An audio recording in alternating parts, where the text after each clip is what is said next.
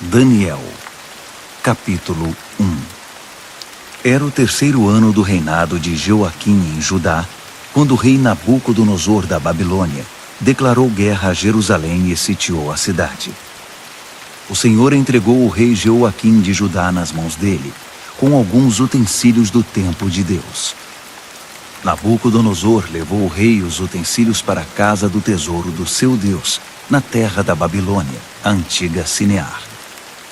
O rei ordenou a Aspenaz, chefe de pessoal do palácio, que escolhesse alguns israelitas da família real e da nobreza, jovens que fossem saudáveis e de boa aparência, inteligentes e de boa formação, de potencial para cargos de liderança no governo, gente de elite, e lhes ensinasse a língua e a cultura da Babilônia. O rei ordenou também que servissem a eles o mesmo cardápio do rei. Comiam do bom e do melhor e o mais fino vinho. Depois de 3 anos de treinamento, assumiriam cargos na corte do rei. 4 homens de Judá, Daniel, Ananias, Misael e Azarias, estavam entre os escolhidos. O chefe de pessoal do palácio deu a eles nomes babilônicos. Daniel passou a chamar-se Beltesazar. Ananias foi chamado Sadraque. Misael foi chamado Mesaque. E Azarias foi chamado Abed-nego. Mas Daniel decidiu que não iria ficar impuro com a comida do rei, nem beber o vinho dele. Por isso pediu ao chefe de pessoal do palácio que o autorizasse a não comer do cardápio do rei. Pela graça de Deus, o chefe de pessoal do palácio gostou de Daniel e autorizou, mas o advertiu. Tenho medo que meu senhor, o rei, possa fazer. Foi ele quem determinou esse cardápio. E se perceber que vocês não estão saudáveis como os outros, vai pedir minha cabeça. E então Daniel apelou ao responsável que havia sido designado pelo chefe de pessoal do palácio para cuidar dele, de Ananias, Misael e Azarias. Faça uma experiência conosco por 10 dias. Traga apenas vegetais e água. Depois nos compare com os jovens que se alimentam do cardápio do rei e tome sua decisão. O responsável por eles concordou e os alimentou com vegetais e água durante 10 dias. Ao final dos 10 dias, eles tinham aparência melhor e pareciam mais saudáveis que todos os outros. Assim, o responsável continuou a dispensá-los da comida e da bebida do cardápio do rei e servia-lhes apenas vegetais. Deus deu a esses 4 jovens conhecimento e habilidades em todas as áreas, tanto teórica quanto prática. Além disso, Daniel tinha o dom de interpretar todo tipo de visões e sonhos. Ao final do tempo determinado pelo rei para o treinamento, o chefe de pessoal do palácio os levou para a presença de Nabucodonosor. Quando os entrevistou, o rei os achou muito melhores que todos os outros. Ninguém estava tão bem quanto Daniel, Ananias, Misael e Azarias. E assim eles assumiram suas responsabilidades na corte do rei. Sempre que o rei os consultava sobre qualquer assunto, teórico ou prático, eles se mostravam 10 vezes melhores que todos os magos e encantadores do reino juntos. Daniel continuou no serviço do rei até o 1º ano do reinado do rei Ciro. Daniel, capítulo 2. No 2º ano do seu reinado, o rei Nabucodonosor teve alguns sonhos que o estavam deixando maluco, tanto que ele nem conseguia mais dormir. Chamou então todos os magos, encantadores, feiticeiros e astrólogos da Babilônia para que interpretassem seus sonhos. Quando estavam todos na presença do rei, ele disse: Tive um sonho e não consigo tirá-lo da cabeça. Não vou conseguir dormir até saber o que significa. Os astrólogos, falando em aramaico, disseram: Que o rei viva para sempre. Conte-nos o sonho e vamos interpretá-lo. O rei respondeu: Meu decreto é este. Se vocês não conseguirem me dizer qual é o sonho e me dar a interpretação, vou fazer picadinho de vocês e destruir suas casas. Mas se me contarem o sonho e derem a interpretação, Vou encher vocês de presentes e serão muito honrados. Então, digam-me qual foi o sonho e me deem a interpretação. Eles responderam: Vossa Majestade, por favor, conte-nos o sonho. Então daremos a interpretação. Mas o rei disse: Eu sei o que vocês estão tentando fazer. Vocês só querem ganhar tempo. Sabem que estão numa enrascada. E se não conseguirem me contar o sonho, estarão numa fria. Estou até vendo. Vocês vão inventar uma história qualquer e me enrolar até que eu mude de ideia. Nada disso. Primeiro me contem o sonho, e então vou saber se são capazes de me dar a interpretação ou se estão só me enrolando. Os astrólogos responderam: Ninguém em nenhum lugar do mundo pode fazer o que o rei está pedindo. E nenhum rei jamais pediu uma coisa dessas a nenhum mago, encantador ou astrólogo. O que Vossa Majestade está pedindo é impossível, a não ser que algum deus o revele. E os deuses não vivem no meio de gente como nós. A resposta deixou o rei furioso. Ele perdeu a paciência e ordenou que todos os sábios da Babilônia fossem executados. A sentença de morte foi anunciada, e Daniel e seus amigos estavam entre os condenados à morte. Enquanto Arioque, chefe da guarda real, fazia os preparativos para a execução, Daniel sabiamente chamou-o de lado e lhe perguntou o que estava acontecendo. Por que o rei deu uma ordem como essa, tão de repente? Arioque explicou a razão de tudo, e Daniel foi procurar o rei, pedindo um pouco de tempo para que pudesse interpretar o sonho. Daniel foi para casa e contou a seus amigos, Ananias, Misael e Azarias, o que estava acontecendo. Ele pediu que orassem ao Deus dos céus por misericórdia, para solucionar o mistério, e assim poderem escapar da morte. Naquela noite, a solução do mistério foi revelada a Daniel, numa visão. Daniel louvou ao Deus dos céus, dizendo: Bendito é o nome de Deus para todo sempre. Deus é sábio e todo-poderoso. Ele muda as estações e conduz a história. Escolhe reis e também os depõe. Ele dá tanto a sabedoria quanto o discernimento. Ele abre as profundezas, revela os segredos, conhece o que há na escuridão. A luz transborda dele. Ó Deus dos meus antepassados, a ti toda a minha gratidão e todo o meu louvor. Tu me tornaste sábio e forte, e agora nos mostraste o que pedimos. Tu resolveste o mistério do rei. Assim Daniel voltou a falar com Arioque, o encarregado da execução. Ele disse: Cancele a execução. Leve-me ao rei. Eu vou interpretar o sonho dele. Arioque não perdeu um minuto.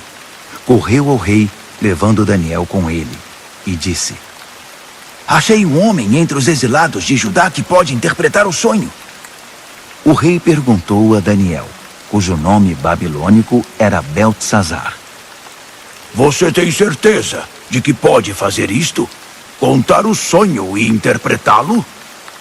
Daniel respondeu ao rei: Nenhum homem pode decifrar o mistério do rei, quem quer que seja, sábio, encantador, mago ou astrólogo. Mas há um Deus no céu que revela os mistérios. E ele me revelou. Ele está mostrando ao rei Nabucodonosor o que vai acontecer no futuro. Este é o sonho que o rei teve, a visão que encheu sua mente. Enquanto Vossa Majestade estava deitado na cama, ó rei, vieram ideias sobre o que vai acontecer no futuro.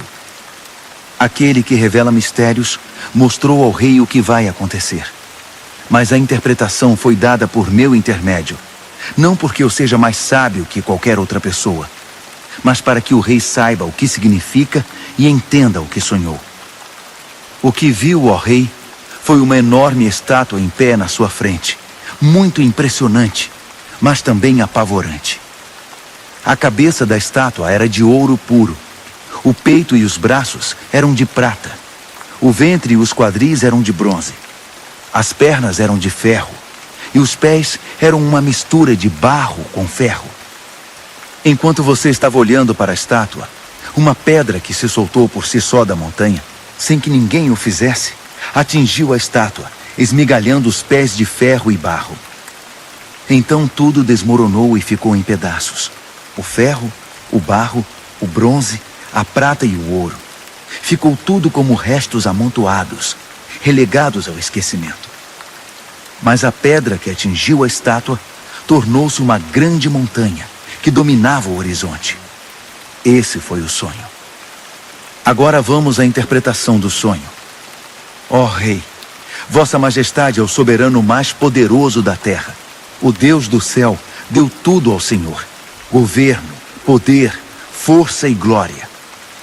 Ele o designou responsável pela humanidade e por todos os animais do campo e as aves do céu, no mundo todo. O rei é o cabeça de todos os governantes. É a cabeça de ouro. Mas seu reino será tomado por outro reino, inferior ao seu, e este por um terceiro, o reino de bronze, que governará toda a terra. Por fim, um quarto reino, forte como o ferro, assumirá o poder. Assim como o ferro despedaça tudo que atinge, esse vai quebrar, esmigalhar e pulverizar todos os reinos anteriores. Mas os pés e os dedos dele, que são uma mistura de ferro e barro, significam que o reino será dividido, mas ainda haverá a força do ferro. Assim como os dedos eram de ferro e de barro, o reino terá uma parte forte e outra frágil. Esse reino fará alianças, mas não darão certo. Não conseguirá se unir a nenhum outro reino, assim como o ferro e o barro não se misturam. Mas no tempo desses reinos, o Deus do céu edificará um reino que nunca será destruído, nem nunca será dominado por outro. No final, esmagará os outros reinos, destruirá todos eles e será eterno. Será como a pedra que se soltou por si só da montanha, sem que ninguém o fizesse, que esmigalhou o ferro, o bronze, o barro, a prata e o ouro. O grande Deus fez o rei saber o que vai acontecer no futuro. Essa é a revelação exata do sonho, e também a interpretação correta.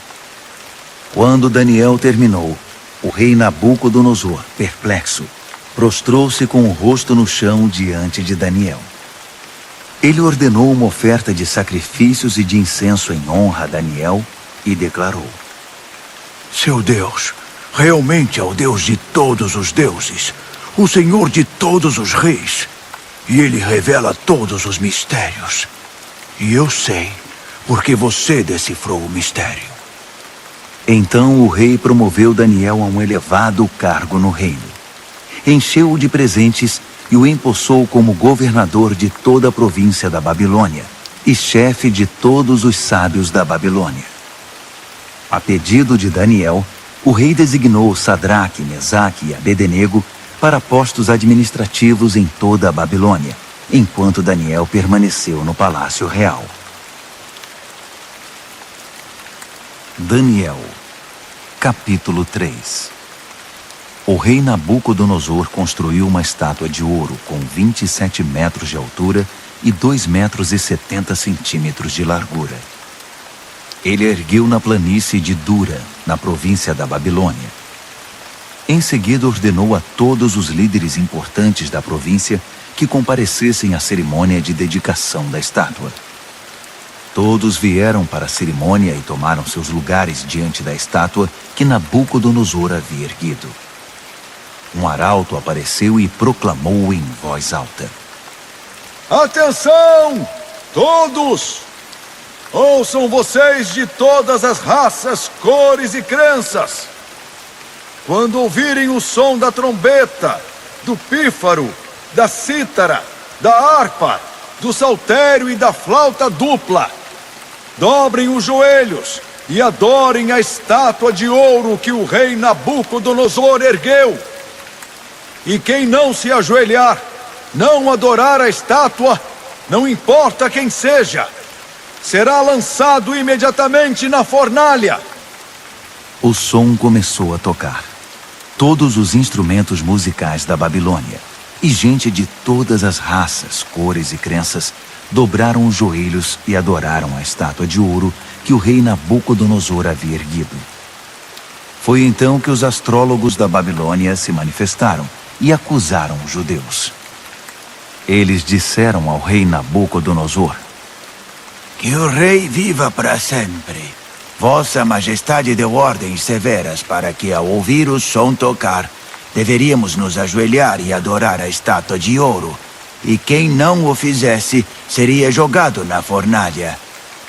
Mas os judeus, Sadraque, Mesaque e Abednego, a quem o rei designou cargos elevados na província da Babilônia, ignoraram a ordem, ó rei.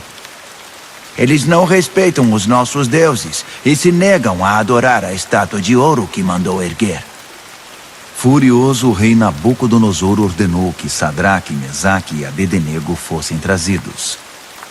E quando eles chegaram, Nabucodonosor perguntou: Sadraque, Mesaque e Abednego, é verdade que vocês não respeitam meus deuses e se negam a adorar a estátua de ouro que mandei erguer? Vou dar a vocês uma segunda chance, mas a partir de agora, quando o som começar a tocar, vocês devem se ajoelhar e adorar a estátua. E se não o fizerem, serão jogados numa fornalha e ponto final. E que Deus vai livrá-los de mim? Sadraque, Mesaque e Abednego responderam: Sua ameaça não nos assusta. Se nos jogar na fornalha, o Deus que servimos pode nos salvar, não só da fornalha, como de qualquer outra coisa. E mesmo que ele não o faça, não importa, ó rei. Ainda assim, não vamos servir aos seus deuses, nem adorar a estátua de ouro que mandou erguer. Nabucodonosor estava prestes a explodir de tanta raiva. Imediatamente ordenou que a fornalha fosse aquecida 7 vezes mais que o normal, e que alguns homens fortes do seu exército os amarrassem e os jogassem na fornalha. Sadraque, Mesaque e Abednego, com os pés e mãos amarrados e vestidos em suas roupas, foram jogados na fornalha extremamente quente. Por causa da ordem do rei, a fornalha estava tão quente que só as chamas foram suficientes para matar os homens que carregaram Sadraque, Mesaque e Abednego. E eles acabaram caindo fornalha dentro. De repente, o rei Nabucodonosor levantou-se num salto e perguntou: Não jogamos 3 homens com os pés e as mãos amarrados? Responderam os homens. Isso mesmo, senhor! Exclamou o rei. Vejam, estou vendo 4 homens andando para lá e para cá no fogo, e eles estão bem. E o 4º homem parece um filho dos deuses. Não é possível. Nabucodonosor foi até a entrada da fornalha ardente e chamou: Sadraque, Mesaque e Abednego, servos do Deus Altíssimo, saiam, venham para cá. E Sadraque, Mesaque e Abednego saíram do meio do fogo. Todos os líderes do governo e os conselheiros do rei se reuniram para examiná-los e viram que o fogo não havia causado nenhum arranhão nos 3, nem um fio de cabelo queimado, nem cheiro de fumaça na roupa deles. Nabucodonosor exclamou: Bendito seja o Deus de Sadraque, Mesaque e Abednego. Ele enviou seu anjo e salvou seus servos. Eles confiaram no seu Deus, a ponto de ignorar as ordens do rei e arriscaram sua vida, mas não serviram nem adoraram outros deuses. Por isso decreto: todo, de qualquer lugar, cor, raça ou crença, que disser alguma coisa contra o Deus de Sadraque, Mesaque e Abednego, será despedaçado, e sua casa será destruída. Nunca houve um Deus que salvasse como esse. Então o rei promoveu Sadraque, Mesaque e Abednego na província da Babilônia. Daniel, capítulo 4. O rei Nabucodonosor a todos, de todas as raças, cores e crenças do mundo. Paz e prosperidade a todos. É um privilégio contar a vocês os grandes milagres que o Deus Altíssimo fez por mim. Seus milagres são impressionantes e suas maravilhas surpreendentes. Seu reino dura para sempre, e seu governo soberano é eterno.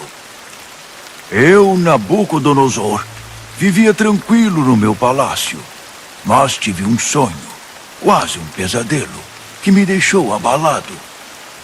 Mandei buscar todos os sábios da Babilônia para que interpretassem o sonho.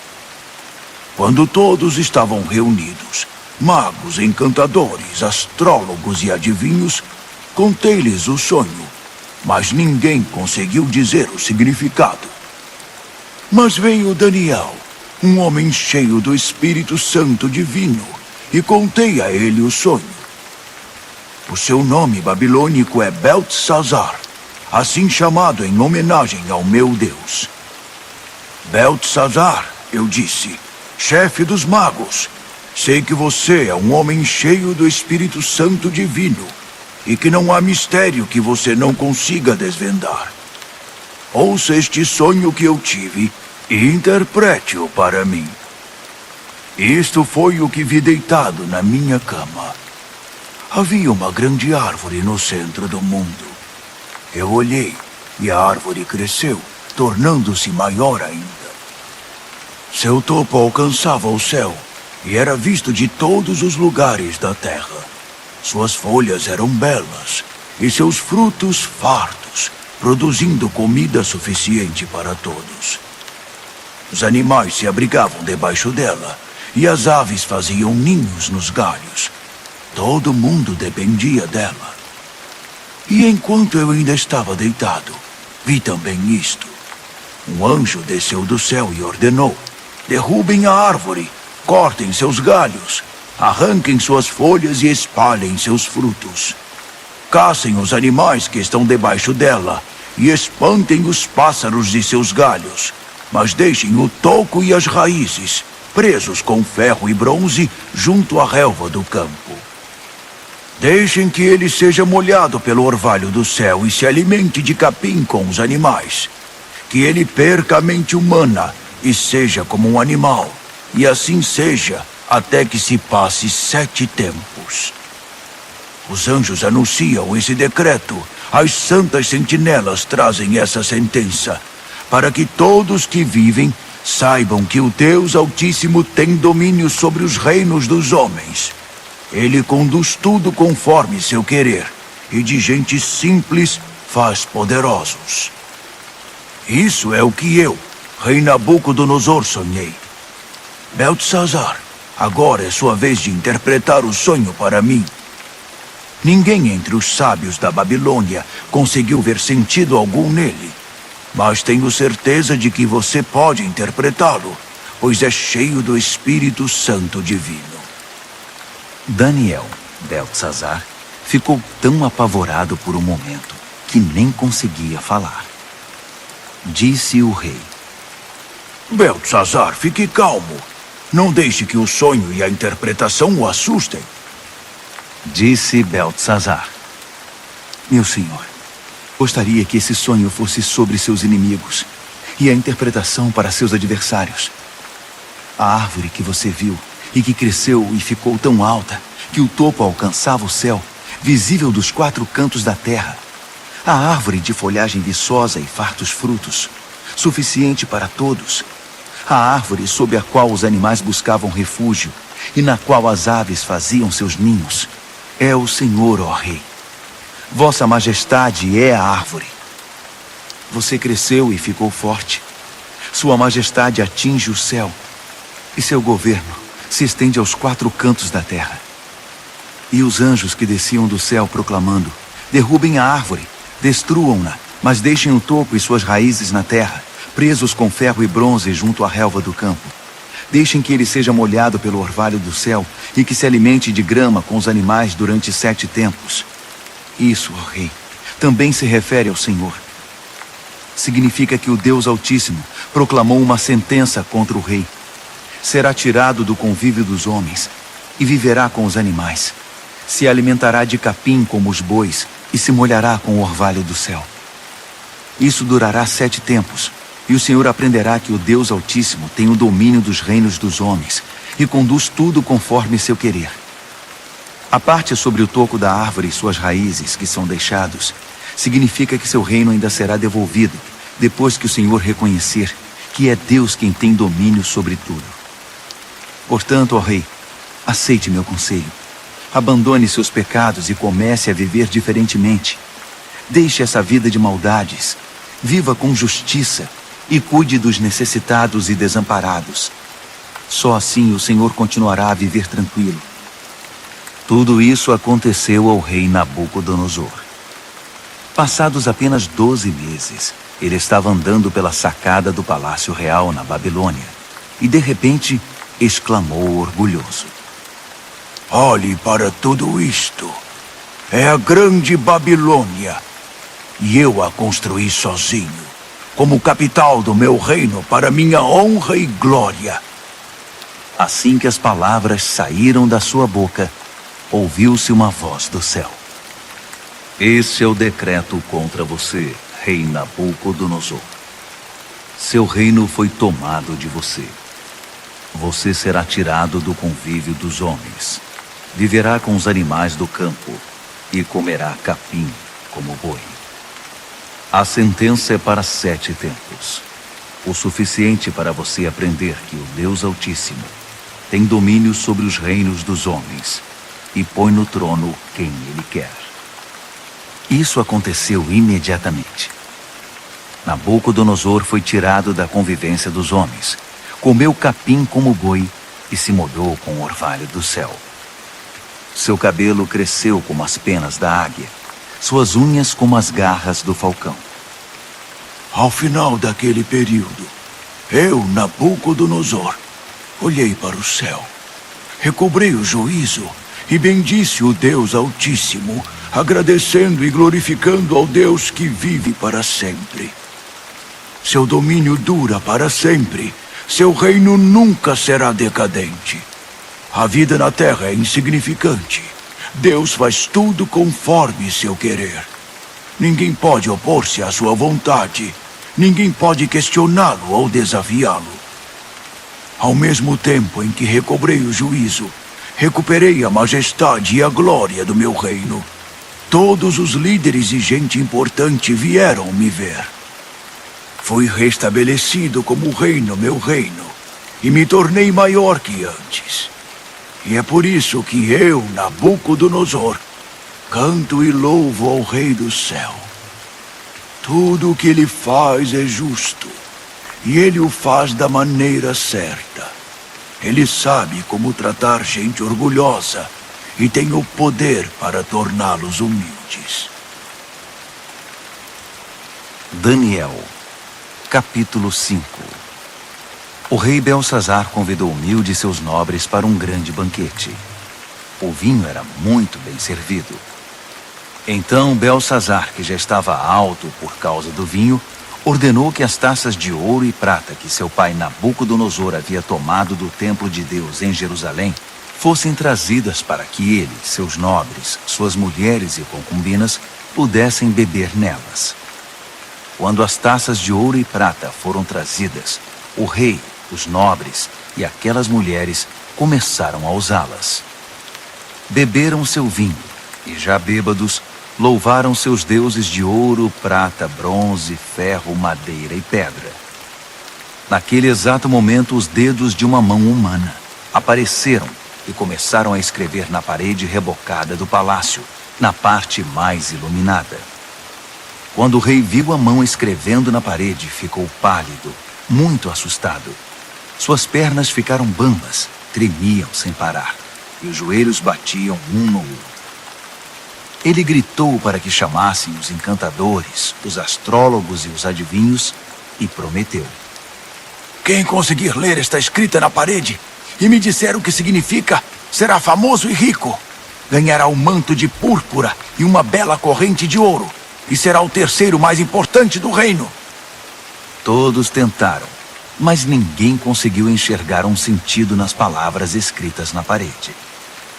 Ninguém conseguia entender o que estava escrito, muito menos interpretá-lo.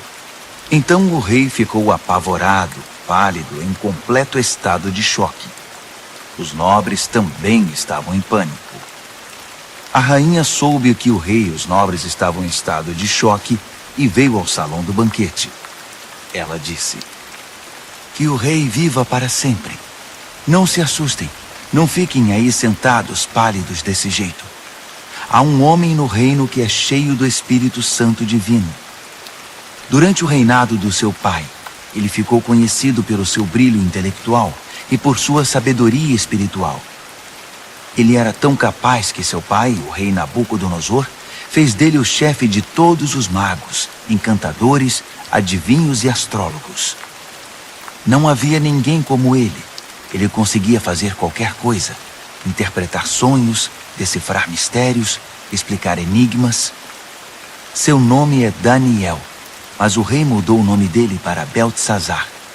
Mande chamar Daniel. Ele vai ler o que está escrito aí." Assim Daniel foi chamado. O rei perguntou: "Você é Daniel, que foi um dos exilados que meu pai trouxe de Judá? Já ouvi falar que você é cheio do Espírito Santo, tem uma mente brilhante e é incrivelmente sábio. Os sábios e encantadores foram trazidos aqui para ler esta escrita na parede e interpretá-la, mas nenhum deles conseguiu ler nada. Mas ouvi dizer que você interpreta sonhos e decifra mistérios. Então, se você conseguir ler e interpretar, será um homem famoso e rico. Ganhará o manto de púrpura e uma bela corrente de ouro, e será o terceiro mais importante do reino." Daniel respondeu ao rei: "Pode ficar com os presentes ou dá-los a outra pessoa. Mas vou ler a escrita para o rei e interpretar seu significado. Ouça, ó rei, o Deus Altíssimo deu a seu pai Nabucodonosor um grande reino e uma gloriosa reputação. Deus o fez muito poderoso, e pessoas de todos os lugares, de toda raça, cor ou crença, se sentiam intimidadas por ele. Ele as matava ou poupava, como e quando queria. Promovia ou humilhava as pessoas como bem desejava. Então Deus o humilhou e o privou de todo o poder. Ele foi tirado do convívio dos homens e passou a viver como animal. Comeu capim como boi e se molhou com o orvalho do céu até aprender esta lição: que o Deus Altíssimo tem domínio sobre os reinos dos homens e põe no trono quem ele quer. Você é filho dele, sabe de tudo isso, mas é tão arrogante quanto ele no seu pior momento. Olhe para você mesmo. Quer competir com o Senhor do céu? Você mandou buscar as taças sagradas do templo dele só por farra, para que o Senhor, seus nobres, suas mulheres e concubinas pudessem beber nelas.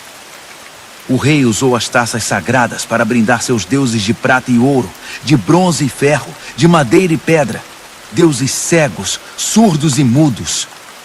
Mas tratou com desprezo o Deus vivo, que tem a sua vida nas mãos, desde o nascimento até a morte. Deus enviou a mão que escreveu na parede, e o que está escrito é: Mene, Tekel e Pérez. E este é o significado dessas palavras.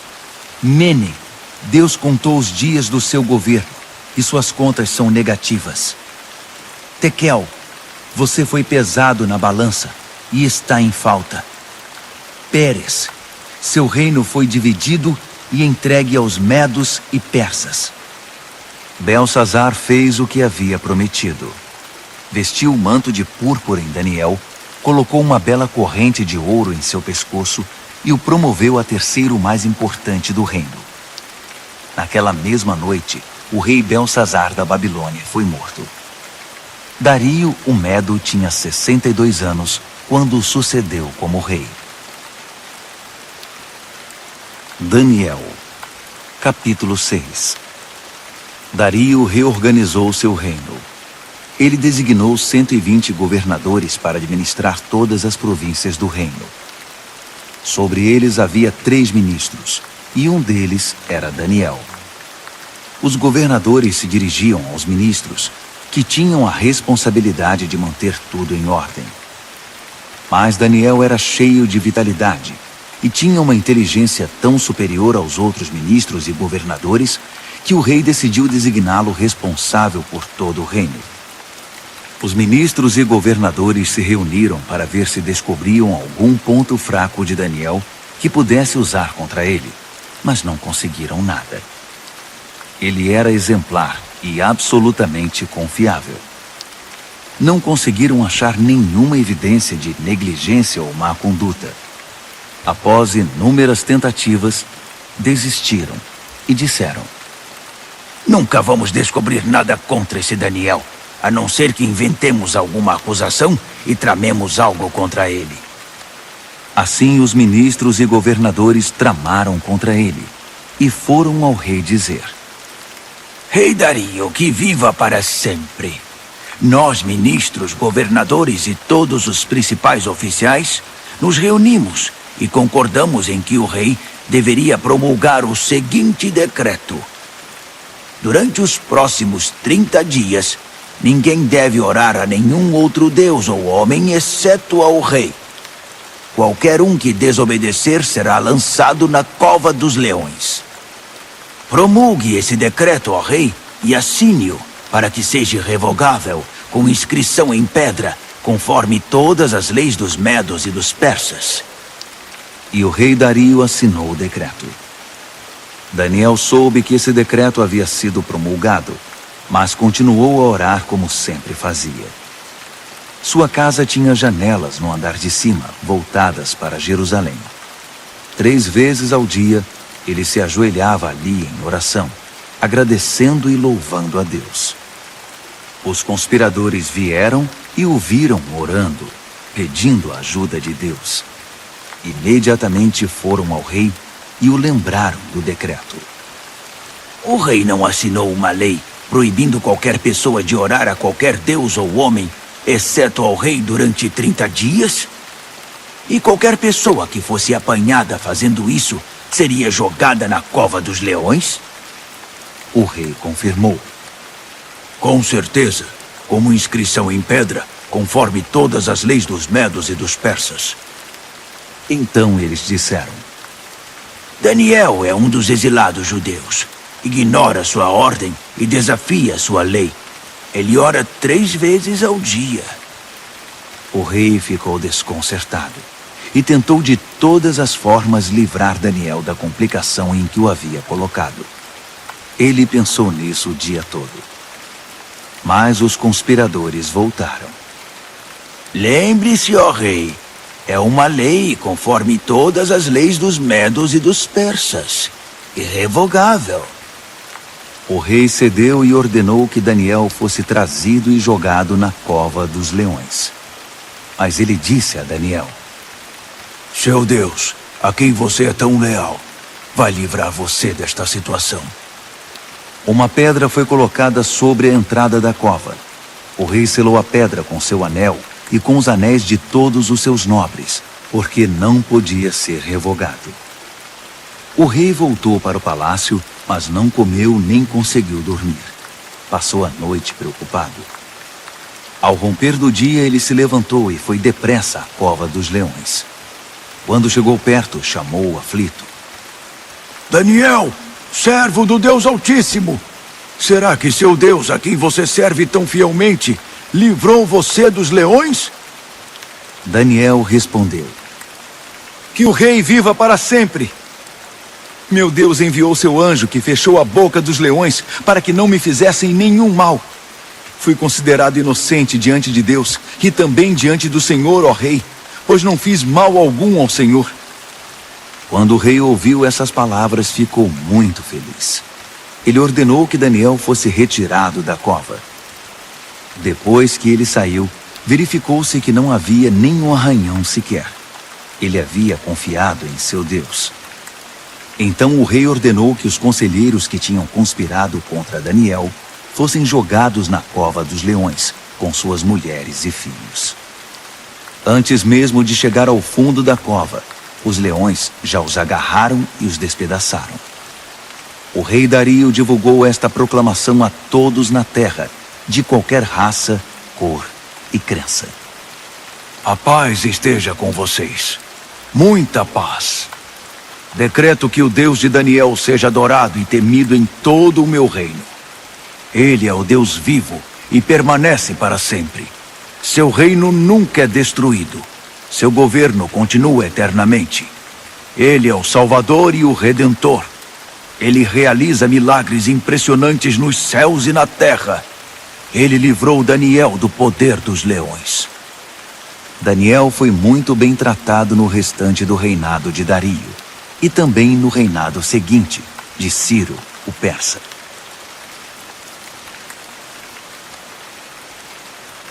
Daniel, capítulo 7. No primeiro ano do rei Belsazar da Babilônia, Daniel teve um sonho. O que ele viu enquanto dormia o apavorou. Um verdadeiro pesadelo. E ele escreveu seu sonho. No meu sonho, naquela noite, vi os 4 ventos dos céus soprando e formando uma grande tempestade no mar. 4 animais enormes, diferentes uns dos outros, subiam do mar. O primeiro animal parecia um leão, mas tinha asas de águia. Enquanto eu observava, suas asas foram arrancadas. Ele foi levantado e ficou de pé como um homem. Em seguida, deram-lhe um coração humano. Depois vi um segundo animal, que parecia um urso. Ele se levantou, segurando 3 costelas nas mandíbulas, e recebeu esta ordem: ataque, devore tudo, encha a barriga. Em seguida vi outro animal. Parecia um leopardo. Tinha 4 asas como de pássaro nas costas. Esse animal tinha 4 cabeças e recebeu autoridade para governar. Depois disso, um 4º animal apareceu no meu sonho. Esse era apavorante, medonho. Tinha enormes dentes de ferro, triturava e devorava suas vítimas. Qualquer coisa que sobrava no chão, ele pisava e esmagava. Era diferente dos outros animais, um verdadeiro monstro. E tinha 10 chifres. Enquanto eu observava os chifres, tentava imaginar o que significavam, nasceu nele outro chifre, mas este era pequeno. 3 dos chifres que já tinha foram arrancados para dar lugar a ele. Havia olhos humanos no pequeno chifre e uma boca grande que falava com arrogância. Enquanto eu observava tudo isso, tronos foram estabelecidos e um ancião tomou seu lugar. Suas roupas eram brancas como a neve, o cabelo alvo como a lã. Seu trono estava envolto em chamas. As rodas brilhavam intensamente. Um rio de fogo jorrava do trono. Milhares de milhares o serviam. Milhões o atendiam. Pediu-se silêncio no tribunal e os livros foram abertos. Continuei observando.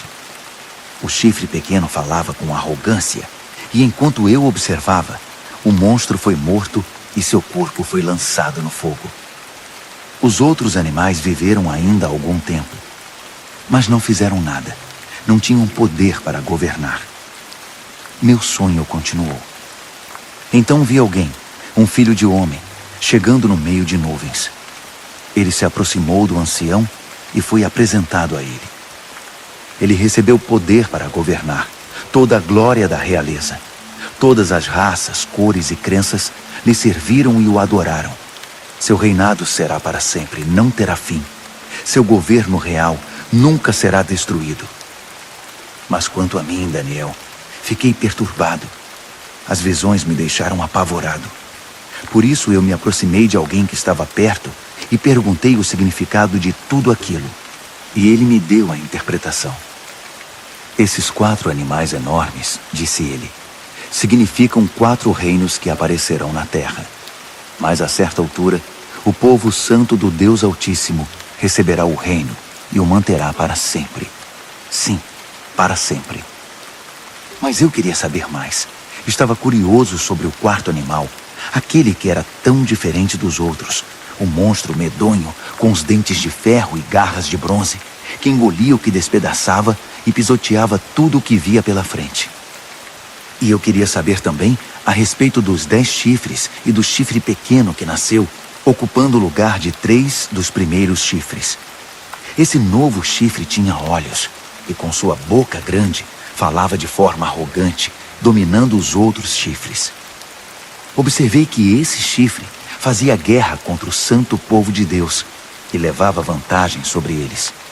Mas o ancião interveio e decidiu a favor do povo do Deus Altíssimo. No final, o povo santo de Deus assumiu o controle do reino. A pessoa que estava perto de mim explicou: o quarto animal é o quarto reino que aparecerá na terra. Será diferente dos 3 primeiros. Um reino monstruoso que devorará e pisoteará todos à sua volta. Os 10 chifres são 10 reis, um após o outro, que procederão desse reino. Mas então, outro rei aparecerá. Ele será diferente dos reis anteriores. Começará derrubando os outros reis e blasfemando contra o Deus Altíssimo. Ele perseguirá os seguidores do Deus Altíssimo e tentará eliminar a adoração sagrada e a prática da justiça. O santo povo de Deus será perseguido por ele durante um tempo, 2 tempos e meio tempo. Mas quando for feito silêncio no tribunal, o chifre não terá mais o seu poder e será destruído definitivamente. O governo real, a autoridade e a glória de todos os reinos debaixo do céu serão entregues ao povo do Deus Altíssimo, e esse governo durará para sempre. Todos os outros governantes irão servir e prestar obediência a ele. O sonho acabou assim, e eu, Daniel, continuei chocado, como alguém que tinha acabado de ver um fantasma, mas guardei tudo para mim. Daniel, capítulo 8.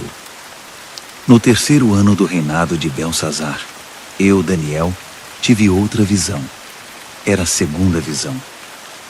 Nessa visão, eu me vi em Suzã, a capital da província de Elão, diante do canal Ulai. Ao olhar em volta, fiquei surpreso de ver um carneiro diante de mim. O carneiro tinha 2 chifres enormes, um maior que o outro. Mas o chifre maior foi o último a aparecer. Fiquei observando enquanto o carneiro avançava. Primeiro para o oeste, depois para o norte, e então para o sul. Nenhum animal conseguia enfrentá-lo. Ele fazia o que queria, e todo arrogante posava de rei dos animais. Enquanto eu observava, tentando entender o significado de tudo aquilo, vi também um bode, que tinha um enorme chifre no meio da testa. Ele vinha do oeste e percorreu toda a terra, sem tocar o solo uma única vez. O bode aproximou-se do carneiro de 2 chifres que eu tinha visto antes diante do canal e o atacou ferozmente. Observei enquanto ele, louco de raiva, atacava o carneiro. A violência era tanta que ele lhe quebrou os 2 chifres. O carneiro não conseguiu resistir. O bode o derrubou e o pisoteou. Nada pôde salvar o carneiro.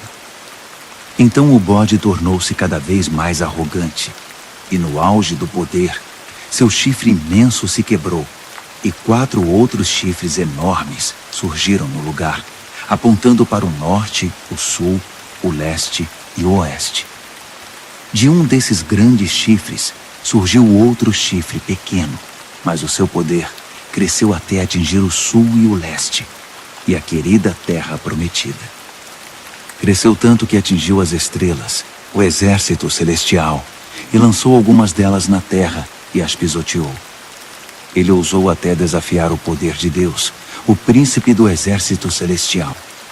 Ele acabou com a adoração diária e profanou o santuário. Como castigo pelos seus pecados, o santo povo de Deus também foi atacado por ele. O chifre desprezou a verdade de Deus. Extremamente arrogante, dominou tudo o que via pela frente. Naquele momento ouvi 2 anjos conversando. O primeiro perguntou: quanto tempo vai durar isso?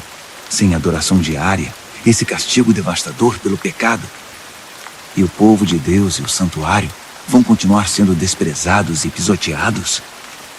O outro respondeu: um período de 2.300 tardes e manhãs. Então, o santuário será restaurado. Enquanto eu, Daniel, estava tentando encontrar um sentido no que via, uma figura humana apareceu diante de mim.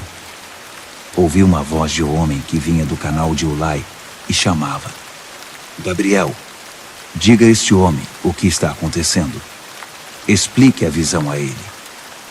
Ele veio até mim, mas quando se aproximou, fiquei aterrorizado e me prostrei com o rosto em terra. Ele disse: Entenda que esta visão diz respeito ao final dos tempos. Assim que ele falou, eu desmaiei, com o rosto no chão. Mas ele me despertou e me levantou. Ele continuou: vou contar a você o que vai acontecer nos dias de juízo, pois haverá um fim para tudo isso. O carneiro de 2 chifres que você viu representa os 2 reis dos Medos e dos Persas. O bode representa o reino dos gregos, e o chifre enorme na testa dele é o primeiro rei. Os 4 chifres que surgiram no lugar dele, depois que foi quebrado, são os 4 reis que virão depois dele, mas sem o mesmo poder. Quando o reinado deles estiver no fim e as rebeliões se intensificarem, surgirá um rei cruel, um mestre da maldade. Seu poder aumentará imensamente. Ele será arrogante, de fala autoritária, fazendo exatamente o que quer. Derrubará poderosos e santos por todos os lados. Suas ações criminosas vão se multiplicar. E como vão? Ele vai achar que é invencível e vai se livrar de todos os que cruzarem seu caminho. Mas quando enfrentar o príncipe dos príncipes, será esmigalhado, mas não por mãos humanas. A visão das 2.300 tardes e manhãs é precisa, mas confidencial. Então, mantenha-a em segredo. Refere-se ao futuro distante. Eu, Daniel, acabado, esgotado por alguns dias, finalmente encontrei forças para voltar ao trabalho e tratar dos negócios do rei. Mas continuei apavorado com a visão, pois não conseguia entender coisa alguma. Daniel, capítulo 9. Dario, filho de Xerxes, da linhagem dos Medos, tornou-se rei da Babilônia. No primeiro ano do seu reinado, eu, Daniel, meditava nas Escrituras, e de acordo com a mensagem do Eterno ao profeta Jeremias, Jerusalém teria de ficar em ruínas durante 70 anos. Recorri ao Senhor Deus em busca de uma resposta. Orava com dedicação e sinceridade. Jejuava, vestia pano de saco e me ajoelhava nas cinzas. Derramei meu coração e abri minha alma para o Eterno, meu Deus. Ó Senhor, grande e soberano Deus, Tu nunca falhas em cumprir a Tua aliança. Nunca desistes daqueles que Te amam e obedecem ao que ordenas. Mas nós pecamos de todas as formas possíveis. Cometemos pecados terríveis, fomos rebeldes, enganamos e pegamos atalhos para fugir dos Teus caminhos. Fizemo-nos de surdos diante dos Teus servos, os profetas, que pregaram Tua mensagem aos nossos reis e líderes, aos nossos pais e a todo o povo da terra. Tu fizeste tudo certo, Senhor, mas tudo que temos a apresentar é culpa e vergonha, todos nós, o povo de Judá, os cidadãos de Jerusalém, Israel no exílio e em todos os lugares por onde fomos espalhados, por ter Te traído. Ah, sim, fomos envergonhados publicamente, todos nós, nossos reis, líderes, pais, diante do mundo. Mas foi bem merecido, por causa do nosso pecado.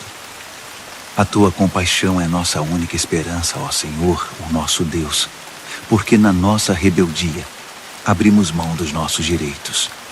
Não prestamos atenção em Ti quando nos disseste como deveríamos viver, nem obedecemos ao ensinamento proclamado por Teus servos, os profetas. Todos nós em Israel optamos por Te ignorar. Desprezamos Tuas instruções para fazer apenas o que era do nosso agrado. E agora estamos pagando por isso. A maldição expressa claramente na revelação feita a Moisés, servo de Deus, agora está fazendo efeito entre nós. É o salário do nosso pecado contra Ti. Fizeste a nossos governantes o que prometeste fazer. Trouxeste desgraça sobre nós em Jerusalém, a pior já registrada. E como estava escrito na revelação de Deus a Moisés, a catástrofe foi total. Nada foi poupado. Nós nos mostramos obstinados no nosso pecado, sem nunca considerar Tuas orientações, ignorando Tuas advertências. Assim, com razão, deixaste que a desgraça viesse sobre nós com tudo. Tu, ó Eterno, Tens todo o direito de fazer isso, pois nós te ignoramos de maneira persistente, com muita culpa no cartório. Ó Senhor, Tu és nosso Deus, pois livraste Teu povo da terra do Egito numa grande demonstração de poder. O povo ainda fala nisso. Confessamos que pecamos, que vivemos uma vida de maldades. Como sempre tens agido, consertando as coisas e endireitando as pessoas. Por favor, afasta Tua grande ira contra Jerusalém, que é Tua cidade, Teu santo monte. Sabemos que foi por culpa nossa que isso aconteceu. Tudo por causa do nosso pecado e do pecado de nossos pais. E agora, estamos envergonhados diante de todos. Somos motivo de zombaria na nossa vizinhança. Por isso, ouve, ó Deus, esta oração sincera do Teu servo. Tem misericórdia do Teu santuário arruinado. Age de acordo com o que és, não segundo o que somos. Atende nossa oração, ó Deus. Abre os olhos e observa a nossa cidade arruinada, a cidade chamada pelo Teu nome. Sabemos que não merecemos Tua atenção. Nosso apelo é a Tua compaixão. Esta oração é nossa única esperança. Senhor, ouve-nos. Senhor, perdoa-nos. Senhor, olha para nós e faz alguma coisa. Senhor, não nos desprezes. Tua cidade e Teu povo são chamados pelo Teu nome. Defende Teus interesses. Enquanto eu derramava meu coração, confessando meu pecado e o pecado do meu povo Israel, orava e apresentava toda a minha vida diante do Eterno e intercedia pelo santo monte do meu Deus. Enquanto eu estava mergulhado na oração, Gabriel, o ser semelhante a um homem, aquele que eu tinha visto numa visão anterior, aproximou-se de mim, voando como uma ave na hora da adoração da noite. Ele se pôs diante de mim e disse: Daniel, vim esclarecer as coisas. Assim que você começou sua oração, a resposta foi dada. E agora estou aqui para entregá-la. Você é muito amado. Por isso, ouça com cuidado para entender o significado da revelação. 70 semanas estão decretadas para seu povo e sua santa cidade, como forma de conter a rebelião, dar fim ao pecado, arrancar o crime pela raiz, estabelecer a justiça para sempre, cumprir a profecia e ungir o lugar santíssimo. Aqui está o que você precisa entender. Desde o momento em que a ordem for dada para a reconstrução de Jerusalém, até a vinda do líder ungido, haverá 7 semanas. A reconstrução levará 62 semanas, incluindo a construção de ruas e muros. Serão tempos difíceis. Depois das 62 semanas, o líder ungido será morto. É o seu fim. A cidade e o santuário serão arruinados pelo exército do novo líder que chegar. O fim virá de repente, como uma onda enorme. Haverá guerras até o fim, e a desolação estará na ordem do dia. Então, no período de 1 semana, ele fará muitas alianças importantes. Mas na metade dessa semana, ele acabará com a adoração e as orações. No lugar da adoração, irá se instalar a besta da profanação, que permanecerá ali até finalmente ser destruída. Daniel, capítulo 10. No 3º ano do reinado de Ciro, rei da Pérsia, uma mensagem veio a Daniel, cujo nome babilônico era Beltesazar. A mensagem era verdadeira e falava de uma grande guerra. Ele entendeu, pois seu significado veio por revelação. Durante aqueles dias, eu, Daniel, guardei luto por Jerusalém durante 3 semanas. Comi apenas comida simples, sem tempero, e não comi carne nem bebi vinho. Não tomei banho nem me barbeei até que tivessem passado as 3 semanas. No dia 24 do 1º mês, eu estava de pé diante do grande rio, o Tigre. Levantei os olhos e, para minha surpresa, vi um homem vestido de linho, com um cinto de ouro puro na cintura. Seu corpo brilhava como se fosse esculpido de pedra preciosa. A face era radiante, e os olhos, vivos e penetrantes como tochas. Os braços e pernas reluziam como bronze polido, e sua voz soava como um grande coral. Eu, Daniel, fui o único a vê-lo. Os homens que estavam comigo, embora não estivessem vendo, foram tomados de medo e correram para se esconder, temendo o pior. Quando fiquei sozinho depois dessa visão, abandonado pelos meus amigos, meus joelhos ficaram bambos e o rosto pálido, sem força nenhuma. Quando ouvi o som da sua voz, não resisti e desmaiei. Caí com o rosto no chão. Mas uma mão me tocou e me pôs sobre as mãos e os joelhos. Daniel, ele disse, homem de valor, Deus ama você demais. Levante-se e preste muita atenção à minha mensagem. Fui enviado para falar dela a você. Quando ele disse isso, eu me levantei, mas não conseguia parar de tremer. Fique tranquilo, ele continuou. Não tenha medo. Quando você decidiu se humilhar para receber entendimento, sua oração foi ouvida, e eu me dispus a vir até aqui. Mas fui impedido pelo anjo, que é o príncipe do reino da Pérsia, e isso me atrasou por 3 semanas. Mas Miguel, um dos anjos supremos, veio em meu socorro e ficou ali com o anjo, que é o príncipe da Pérsia. Estou aqui para ajudar você a entender o que vai acontecer com seu povo, pois a visão fala do futuro. Enquanto ele falava, fiquei só olhando para o chão. Não conseguia dizer nada. E fui surpreendido por algo parecido com uma mão humana que me tocou os lábios. Então abri a boca e comecei a falar. Quando vi, fiquei apavorado. Minhas pernas ficaram bambas. Eu não conseguia me mexer. Como é possível que eu, um humilde servo, fale com alguém como o Senhor? Estou completamente paralisado. Mal consigo respirar. Aquele ser, que parecia humano, me tocou outra vez e me deu forças. Ele disse, não tenha medo. Fique em paz. Você é amado demais. Tudo vai ficar bem. Tenha coragem. Seja forte. Enquanto ele ainda falava, veio-me coragem e retomei as forças. Então eu disse, pode falar, porque o Senhor me deu forças. Ele disse, você sabe por que vim aqui? Preciso voltar para lutar contra o anjo que é o príncipe da Pérsia. E depois que eu o tirar do caminho, chegará o anjo, que é o príncipe da Grécia.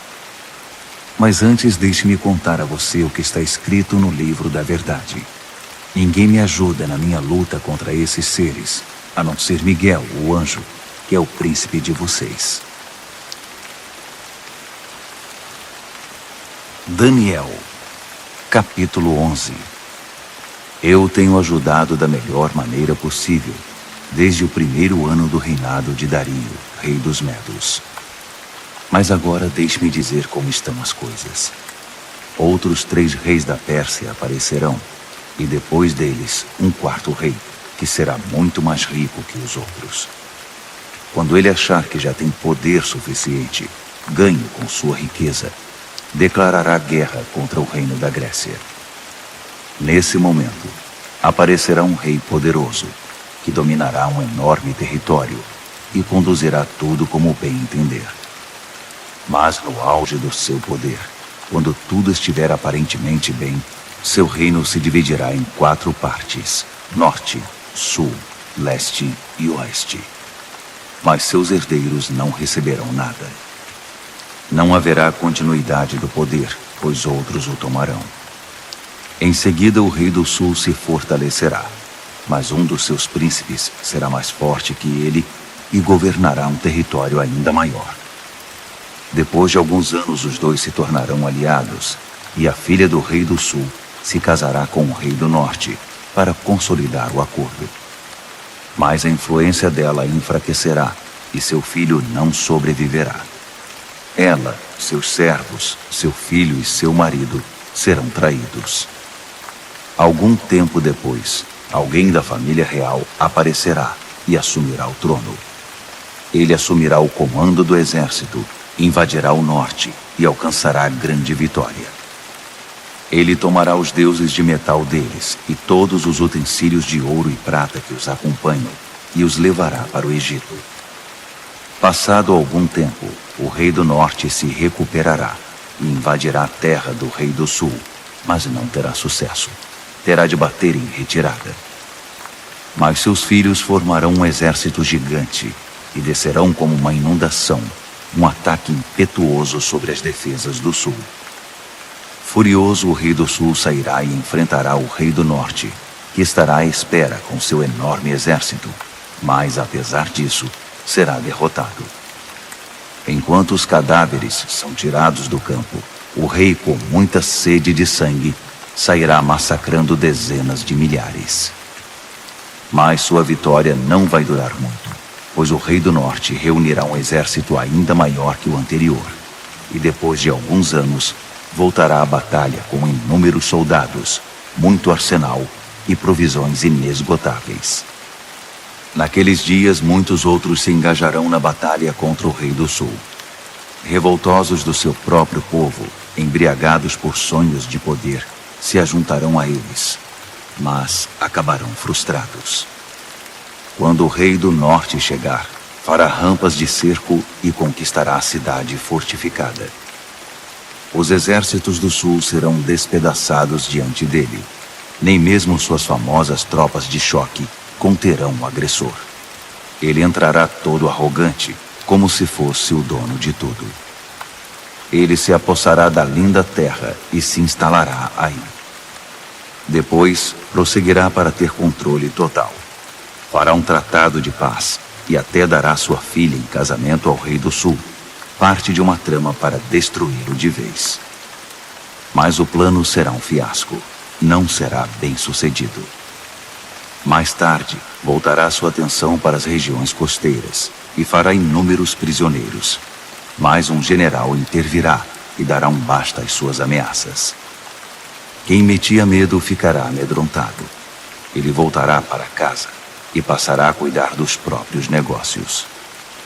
Mas a essa altura já estará acabado e logo já não se ouvirá mais falar dele. Ele será sucedido por um perdedor, já com seu governo, sua reputação e sua autoridade em frangalhos. Por isso não durará muito. Sairá da história rapidamente, sem nem mesmo ter lutado. Seu lugar será preenchido por um sujeito desprezado e desprezível. Mas ele surpreenderá todos, saindo como que do nada e se apossando do reino. Ele avançará como um rolo compressor, e até o príncipe da aliança será esmagado. Depois de negociar um cessar-fogo, ele violará as condições. Que traidor! Com alguns poucos comparsas, assumirá o controle total. Ele invadirá as províncias mais ricas, quando elas menos esperarem. Ultrapassará todos seus antepassados. Prenderá e saqueará. Viverá com seus amigos num luxo desmedido. Ele fará planos contra as cidades fortificadas, mas não será por muito tempo. Ele ajuntará um grande exército muito bem armado para combater o rei do sul. Em resposta, o rei do sul manterá seu exército, ainda maior, a postos, pronto para a batalha. Mas não será capaz de sustentar essa condição por muito tempo, em razão das intrigas nas próprias fileiras. Sua corte estará minada por tramas e conspirações. Assim seu exército será esmagado, e o campo de batalha ficará coberto de cadáveres. Os dois reis, ambos com planos maldosos um contra o outro, vão se sentar à mesa de conferências e negociarão seus engodos. Nada resultará desse tratado e não passará de um emaranhado de mentiras. Mas ainda não é o fim. A história não acabou. O rei do norte irá para casa carregado de despojos, mas sua mente estará voltada para a destruição da Santa Aliança, enquanto estiver passando pela terra a caminho de casa.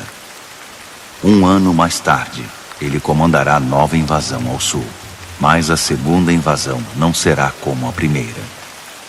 Quando os navios romanos chegarem, ele dará meia volta e retornará para casa. Mas ao passar pela terra, seu ódio contra a Santa Aliança será despertado. Ele fará acordo com todos os que se dispuserem a trair a Santa Aliança, tomando partido deles. Suas forças entrarão marchando e profanarão o santuário e a cidadela. Eles irão banir a adoração diária, substituindo-a pela besta da profanação. O rei do norte honrará os que traírem a Santa Aliança, corrompendo-os ainda mais com sua conversa sedutora. Mas os que forem leais a Deus tomarão posição firme a favor de Deus. Os que mantiverem o bom senso ensinarão o bem às multidões pelo exemplo. Eles serão submetidos a provas terríveis durante um certo período.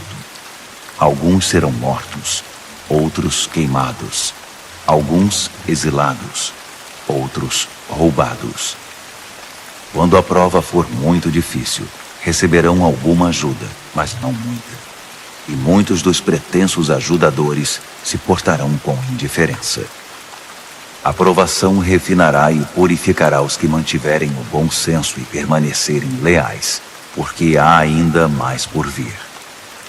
Enquanto isso, o rei do norte estará agindo sem impedimento. Ele se levantará a uma posição superior à de qualquer deus, e até mesmo ousará desafiar o Deus dos deuses. Por um tempo isso será tolerado, até que se complete esse tempo de juízo, pois o que foi decretado precisa ser cumprido. Ele não terá respeito algum pelos deuses dos seus antepassados, nem mesmo pelo Deus predileto das mulheres. Desprezando qualquer deus, o rei do norte se inchará de orgulho e se achará maior que todos eles. Ele chegará a ponto de desprezar o Deus dos santos, e no lugar em que Deus é adorado, colocará em exibição, com generoso ornamento de prata, ouro e pedras preciosas, um Deus novo, do qual nunca se ouviu falar. Marchando sob a bandeira desse Deus estranho, ele atacará as principais fortalezas. Promoverá todos os que seguirem esse Deus, dando a eles cargos importantes e recompensando-os com concessões de terras. Na conclusão dessa história, o rei do sul o enfrentará, mas o rei do norte se lançará contra ele como um furacão, com seus carros e cavalos e uma grande frota de navios, e varrerá tudo que estiver no seu caminho. Ao entrar na linda terra, as pessoas cairão diante dele como peças de dominó. Só Edom, Moabe e alguns amonitas escaparão. Ele vai avançar, dominando país após país. Nem o Egito escapará. Ele confiscará o ouro, a prata e todos os bens valiosos do Egito. Os líbios e os etíopes cairão com ele. Mas nesse momento, relatos perturbadores virão do norte e do leste e o farão entrar em pânico. Furioso, ele se apressará em suprimir a ameaça. Mas assim que armar suas tendas entre o mar Mediterrâneo e o Monte Santo, inúmeras tendas reais, ele encontrará seu fim. E não haverá uma alma viva por perto para ajudá-lo. Daniel, capítulo 12. Esse será o momento quando Miguel, o grande anjo, que é o príncipe defensor do seu povo, entrará em cena. Será um tempo de desgraça, a pior desgraça que o mundo já conheceu. Mas seu povo será salvo da desgraça, todos os que tiverem o nome escrito no livro. Uma grande multidão, composta daqueles que já morreram e foram sepultados, acordará. Alguns para a vida eterna, outros para a vergonha eterna. Homens e mulheres que viveram de forma sábia e justa brilharão como a noite sem nuvens, repleta de estrelas. E os que conduziram outras pessoas ao caminho certo brilharão como estrelas para sempre. Esse é um relato confidencial, Daniel, para seus olhos e ouvidos somente. Mantenha-o em segredo. Guarde o livro fechado à chave até o final. Nesse ínterim, haverá uma busca frenética para se tentar entender o que está acontecendo. Enquanto eu, Daniel, ouvia tudo isso, apareceram dois seres, um do lado do rio em que eu estava e o outro do outro lado. Um deles perguntou a um terceiro homem vestido de linho, que estava acima das águas do rio: até quando vai continuar essa história intrigante? O homem vestido de linho, que estava acima das águas do rio, levantou as mãos para o céu. Ouvi quando ele jurou solenemente pelo Eterno que seria um tempo, 2 tempos e meio tempo, e que quando o opressor do povo santo fosse derrubado, a história chegaria ao seu final. Ouvi tudo isso claramente, mas não entendi. Por isso perguntei: Senhor, pode me explicar isso? Continue a fazer o que está fazendo, Daniel. Ele disse: a mensagem é confidencial e será guardada a chave até o fim, até que tudo chegue à sua conclusão. O povo será purificado e renovado, mas os maus continuarão sendo maus, sem ter a menor ideia do que está acontecendo. Já os que viverem de forma sábia e justa entenderão tudo. A partir do momento em que a adoração diária for abolida do templo e a besta da profanação for introduzida no seu lugar, vão se passar 1290 dias. Abençoados os que persistirem pacientemente durante os 1335 dias. E você prossiga em sua jornada, sem ficar ansioso ou preocupado. Fique tranquilo. Quando tudo tiver passado, você se levantará para receber sua recompensa.